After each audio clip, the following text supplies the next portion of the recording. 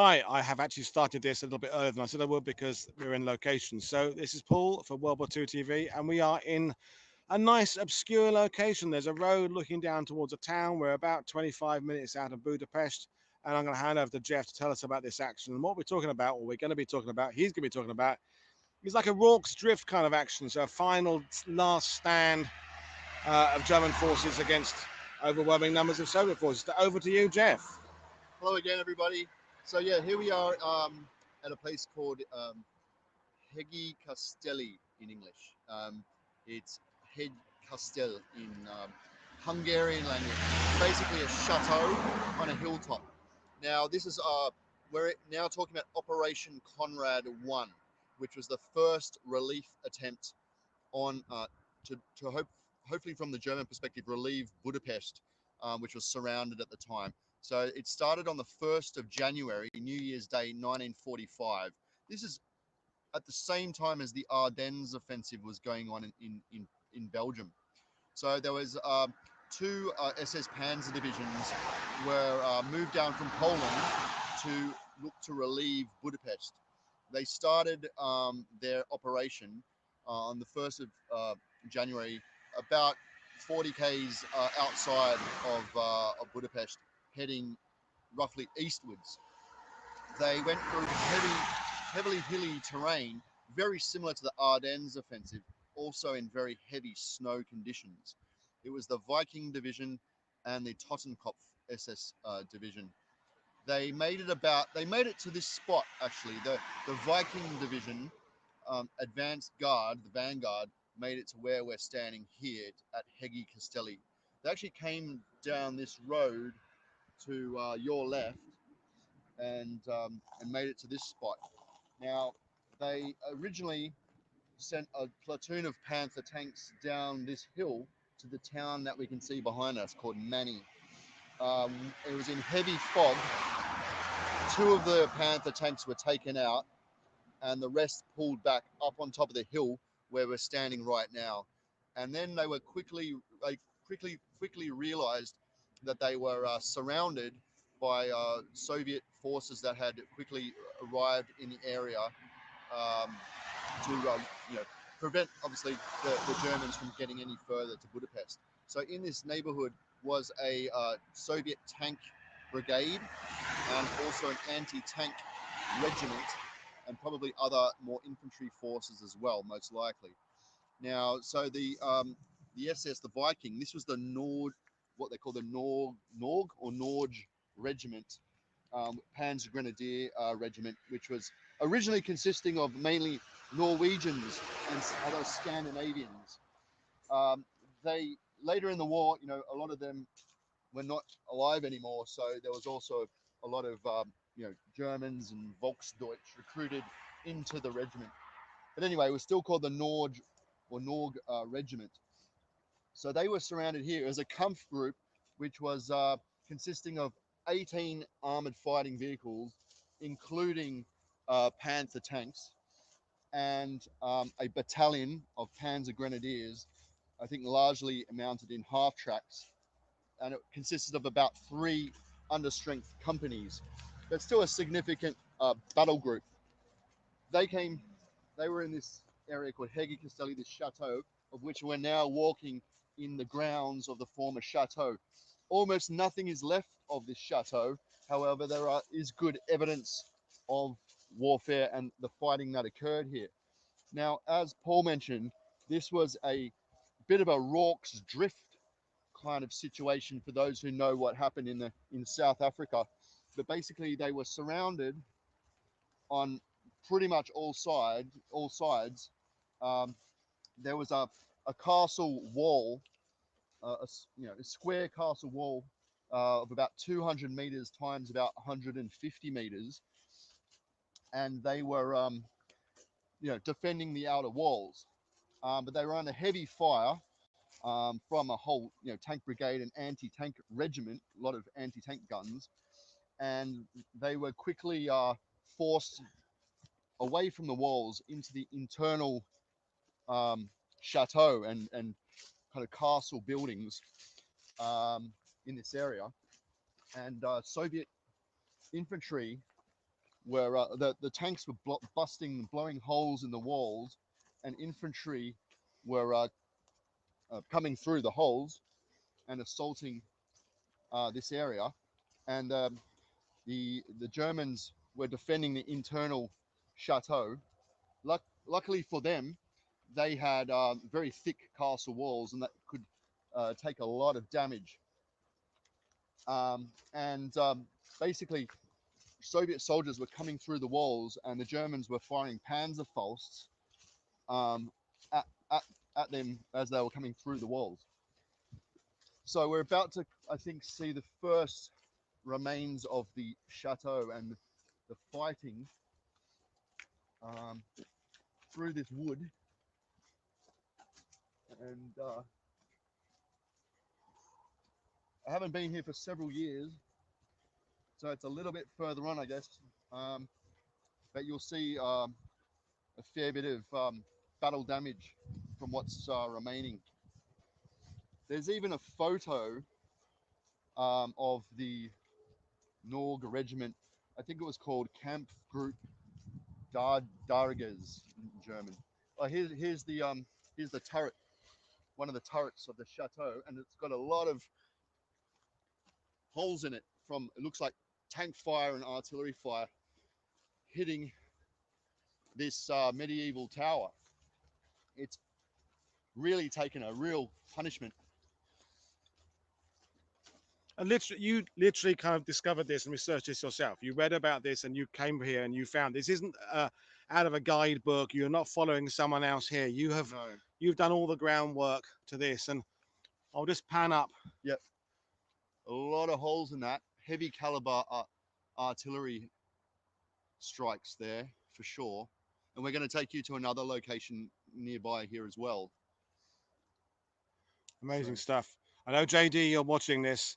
As History Underground, I bet you are right here now doing your work on this. And it's just so cool to do these kind of extraordinary battlefield exploration sites with someone who knows what they're talking about. Yes, there's not much left. I couldn't even find any traces of the original outer walls of the chateau, but the inner sections are still available, including the kind of castle keep, the internal building. It's pretty amazing.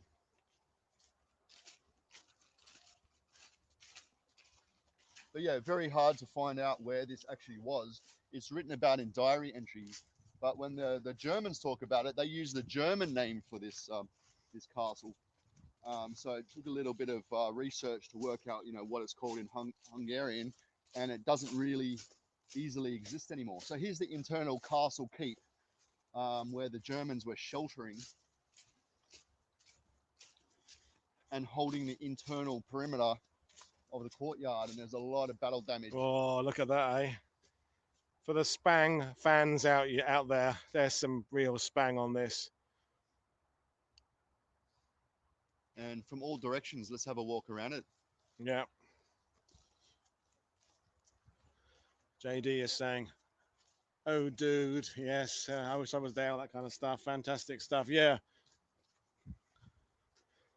The rest of the posse are keeping behind, out of the way. God, look at that place, eh? Beautiful. And this, by the way, is just a couple of minutes off a major highway. And yet, there's this incredible location. And I drove past this highway. I drove past this highway many times over many years and had no clue it was even here. So you had to do your research.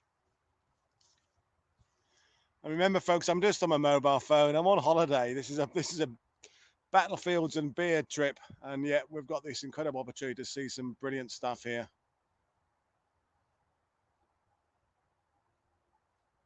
And I will add more to the description later on. I would suggest having a walk either around it or inside even. I'll just give a little look inside. I'll come back to you in a second, Jeff.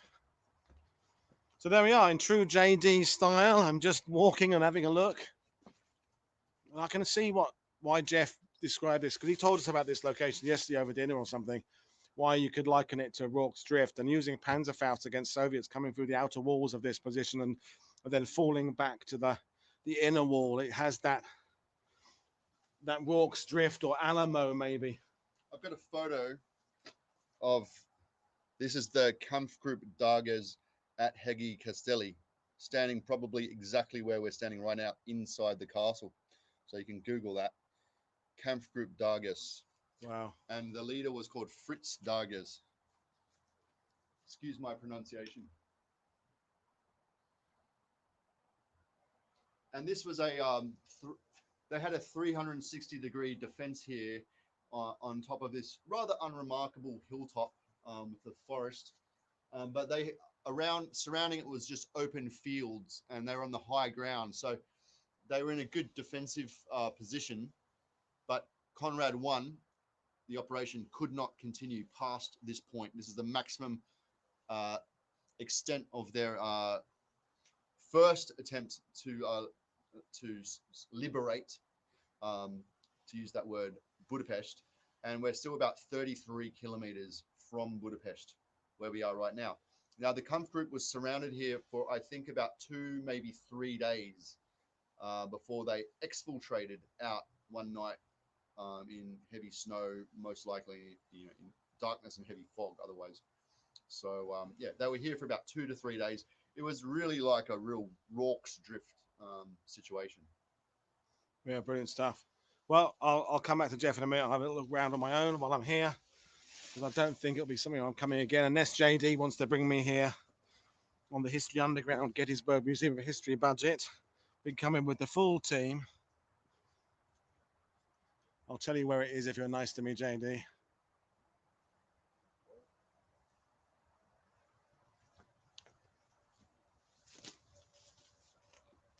That is one whopping great bit of spang there.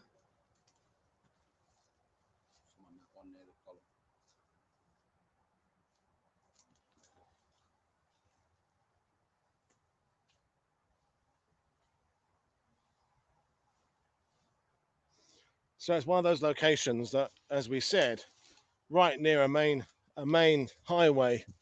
It's the Budapest kind of Vienna road, essentially. And we had to do a kind of loop to go around, and then we parked up the side of the road, walked down this track, and here we are. I also have to say, I'm very impressed at Hungarian broadband internet connection. We're in the middle of a wood, and yet it seems to be streaming fine at 1080p, which is fantastic. Don't always get that in Normandy.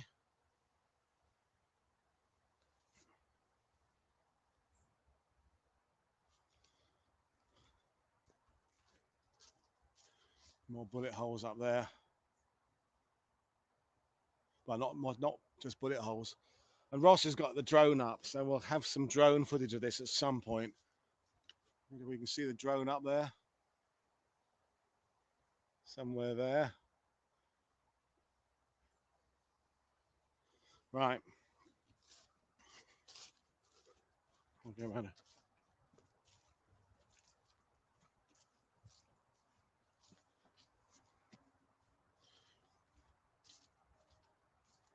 It's hard to get the sense that we are on this hill because we're in a wood.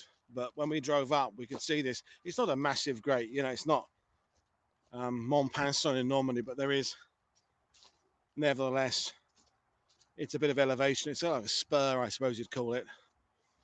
I'm just having a look down here. You can just about see that the ground tapers off up here.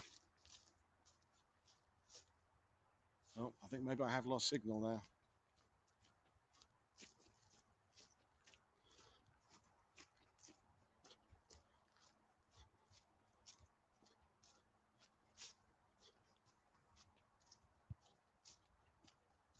I think maybe I did lose a signal for a bit there. There was me saying, complimenting Hungarian internet connection. I think I lost it a bit, but I was just trying to show you that over here the ground does kind of taper off where you get to the hill. But yeah, an amazing story. And I will end the stream in a minute because we've got another journey to make to get to our next stop. No more streaming today, folks. You've had 3. That was pretty cool. But yeah, Jeff's knowledge is insanely good. And yeah, as I say, we're not here with proper gear. We're just me and my phone. So the audio pops in and out sometimes when we're wandering, but hopefully you got the gist of everything. I'll just turn it around so you can see me. here I am. And yeah, Hegykastély, Hegykastély. And I'll try and put some links to information you can read about this later on. So cheers, everybody. I'll put it back on the building again. And I will say goodbye. This is Paul Woodadge for WW2TV, saying I hope you enjoyed this little live stream. And I'll see you all at some point. Cheers.